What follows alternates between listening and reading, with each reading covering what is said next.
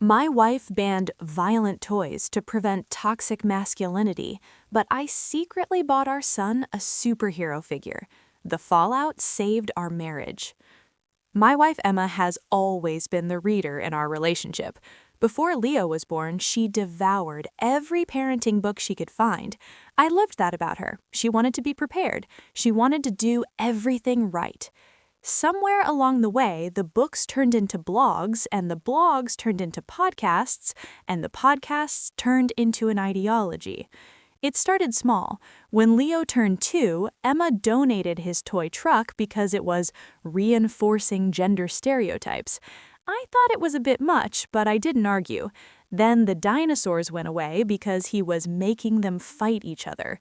Then the building blocks because he built a sword once. By the time Leo turned 4, our house looked like a meditation retreat for toddlers. Wooden animals, soft dolls, art supplies, everything beige and calming and educational. Emma called it the zero aggression policy. No guns, no swords, no superheroes, no villains, nothing that could plant the seed of what she called the cycle of toxic masculinity. She genuinely believed she was protecting him from becoming an angry, violent man someday. I wanted to support her, I really did. She had good intentions, but I started noticing things. At the park, Leo would stand by the fence watching other boys play Avengers. They would run around throwing invisible webs and shouting superhero catchphrases. Leo just watched. He never asked to join because he didn't know the characters. He didn't know the rules of the game. He was an outsider in his own age group. One afternoon, I watched him pick up a stick. His eyes lit up for half a second like he was imagining something exciting. Then he looked at Emma and dropped it immediately. He had already learned to police himself. At home, things got stranger. Leo started biting his toast into the shape of a gun and making quiet shooting sounds under his breath. When Emma caught him, she took the toast away and gave him a lecture about how guns hurt people. He was 4. He just wanted to play. I tried talking to her. Em, don't you think we're being a little extreme? He's a kid. Kids play rough sometimes. It doesn't mean he's going to grow up to be a bad person. She looked at me like I had suggested we hand him a real weapon. This is exactly how it starts. You normalize aggression and then you act surprised when boys grow up entitled and violent. I'm not going to let that happen to our son. I backed off. I always backed off.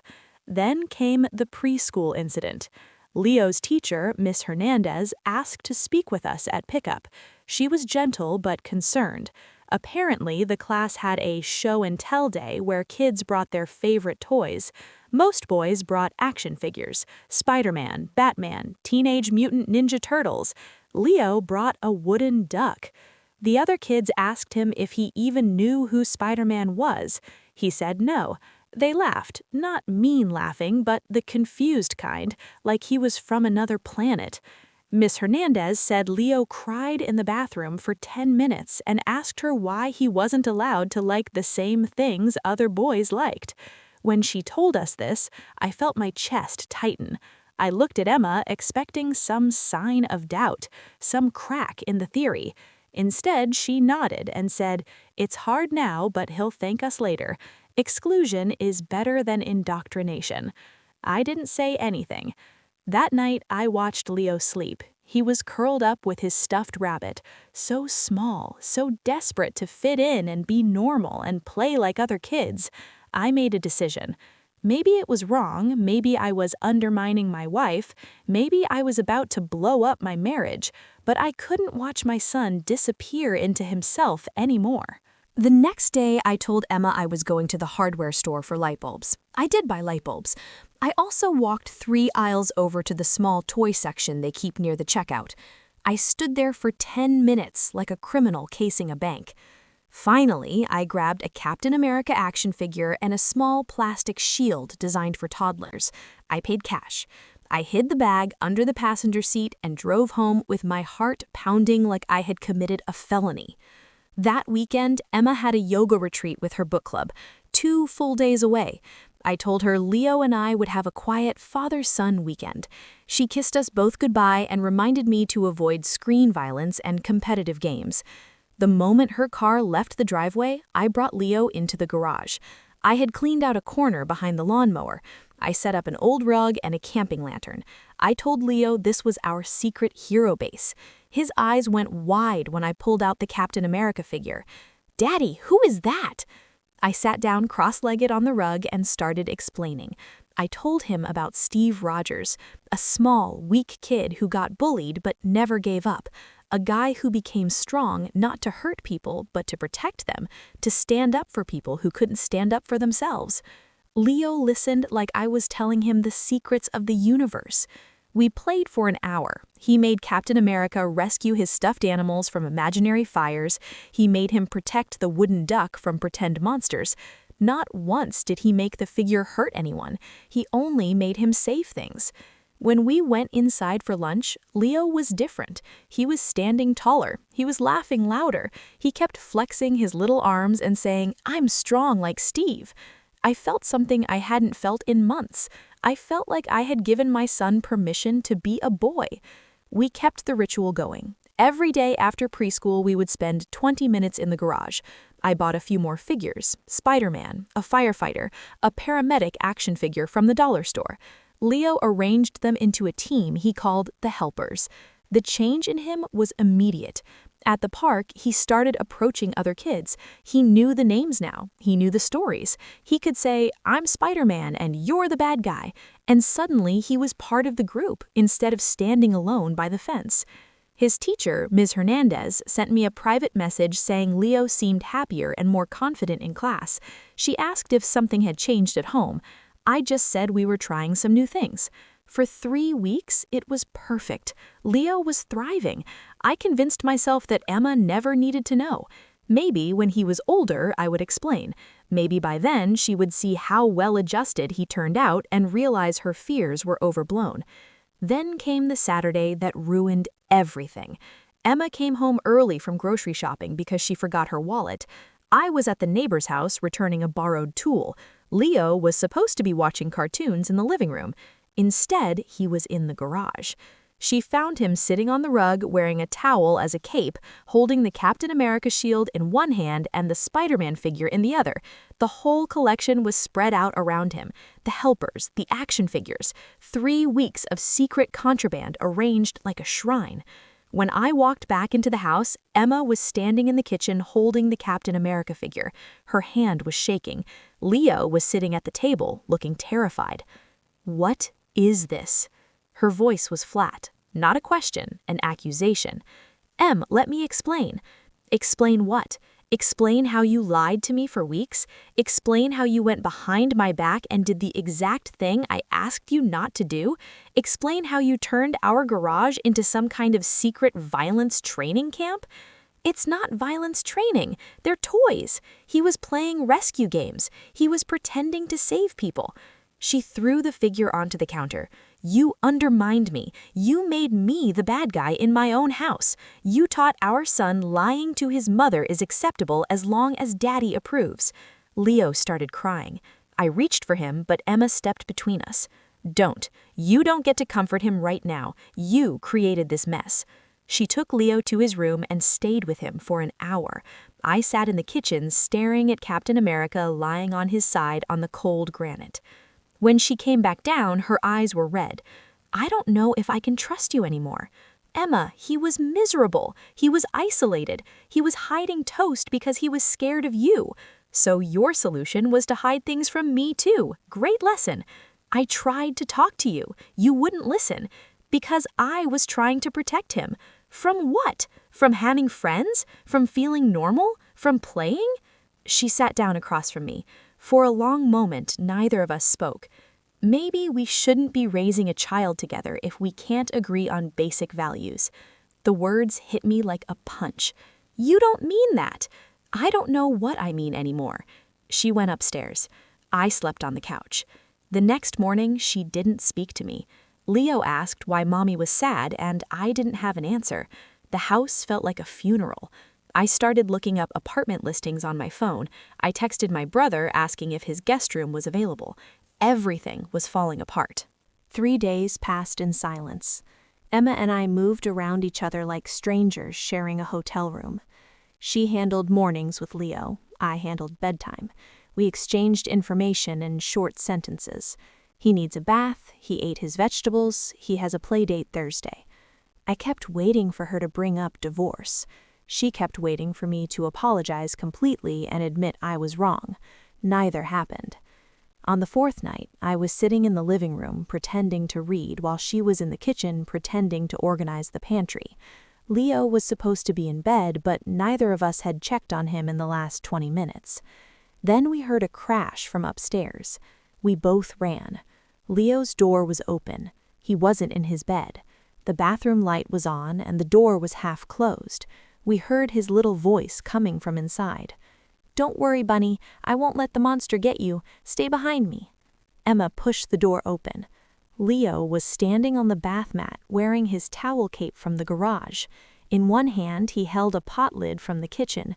In the other, he clutched his stuffed rabbit tight against his chest.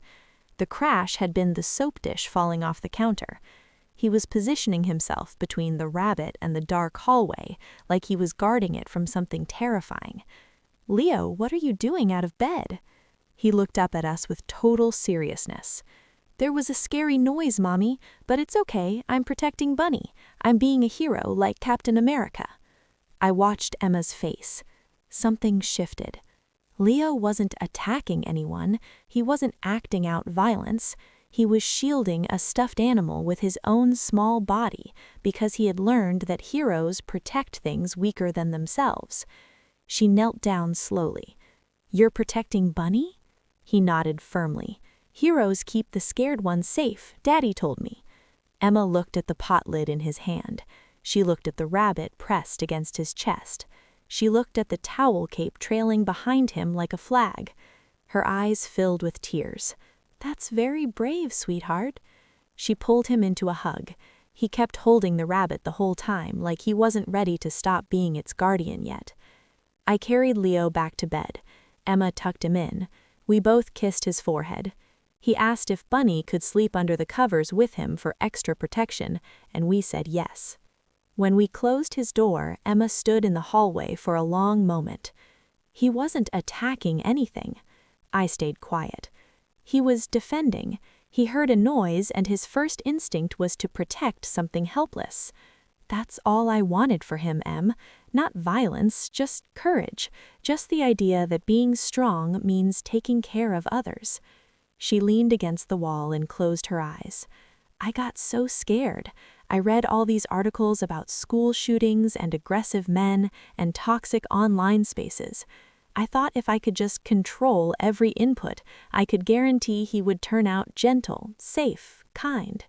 He is kind. He's incredibly kind. He made a whole team called the Helpers, not the Destroyers, the Helpers. She laughed weakly, the first real laugh I had heard from her in days. The Helpers. Spider-Man was the medic. She laughed again. Then she started crying. I held her in the hallway outside our son's bedroom while she let out all the fear she had been carrying for years. Fear of failing him, fear of the world hurting him, fear of him hurting the world. When she finally pulled back, she wiped her face. "I'm sorry I shut you out. I was so convinced I was right that I stopped listening. I'm sorry I went behind your back. I should have fought harder for a conversation instead of sneaking around." She nodded. "We need to figure this out together, actually together, not you managing me and not me dictating rules." Agreed. We talked until 2 in the morning. We made compromises. Hero toys were allowed, rescue figures, action figures that stood for protection and courage.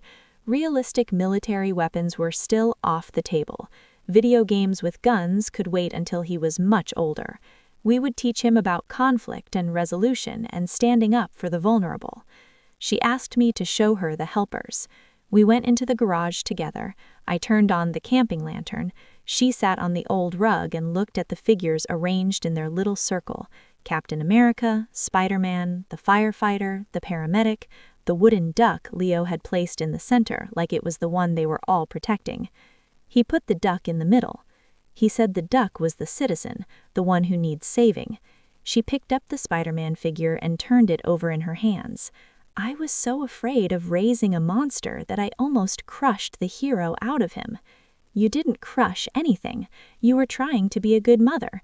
You just needed to see what he actually does with this stuff, instead of what you imagined he would do.